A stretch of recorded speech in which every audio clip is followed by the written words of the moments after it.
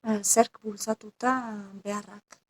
Zeren badira profesional batzu hizkuntza arazoak egin eguneroko praktikan ikusten dituztenak Euskaldunean eta adierazten zuten hori tresnen eskazia eta eskasa eta gero ikerle batzuek ere arlo hori ez zutelako aski ikertu, ez zutelako nahi, baina datuen eskasa ere bazuten.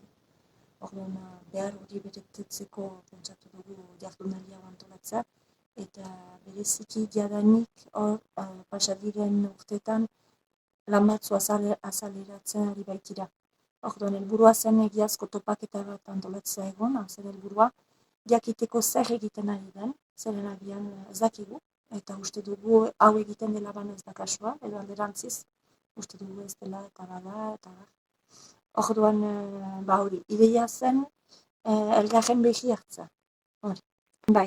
Zer azkenean jendea ditua bai bada, jadanik lan batzu egiten dituzte Euskarari buruz, eta ideia zen hori, horren arte egin den lana partekatzea. Eta nola arlo ezberdinetako jendea ere bazen, batzuek ikasi dute akademikoko mundutik zer egiten zen eta haien praktikan oso baliagarria izan daitekena eta ez zakiten ere hori bazela, orduan hori ongi da. Eta zubi hori egiten bada, horbe, eta azkarrago ere aintzinatuko dira. Hori, nire gaia zen pixkat erakustea hizkuntza arazoak aztertzearen ezinbestekotasuna euskaraz. Zeren askotan galera egiten da, mana zergaitik edo zertarako egin, frantsesez edo gaztelaniaz aztertzen badira. Eta euskaraz aldiz zergaitik egin orduan erakutsi du hori bai beharrezkoa zela, baina ez da subjektiboki erantzun behar esan ez, euskalduna gara eta guk ere nahi dugu gure hizkuntzan egin izan badu. Ez, erakusten ari gara orain, zientzian oinarrituz, beharrezkoa dela, ezinbestekoa dela, ez ama hizkuntza, ezan dugu jatorrizko hizkuntza kontuan hartzea, eta jatorrizko hizkuntza askorentzat, hemen euskara da euskara.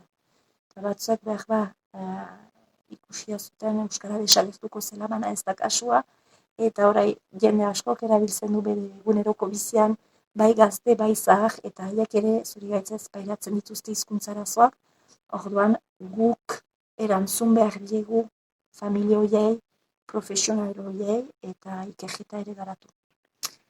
Balorazio orokorra baiko oso onak, uste dut aberasgarria izan dela denentza, batzuak hori jandidate, eta agian batzutan iduritzen zitzaigun motzegi, zeren interesgarria delako nahi dugu gehiago entzun, baina hori egin behar bai zen, aurkezpenak eskaintzea, pixkat denetik, eta jakitea zer egiten ari den, zer den bidea, orduan alde hortatik uste dut gure helburua bete dugula, eta gogo txu gira ere bigarren edizio baten antolatzeko, eta agian ere denborarekin gai bereziagoak ere proposatzu ahalko dira, edo, baina oso baiko Horuko jean bete dugu gure helburua, eta orain ikusi behar da ere partaidek ere betetzen duten galdetegia nota ona dugunela ez.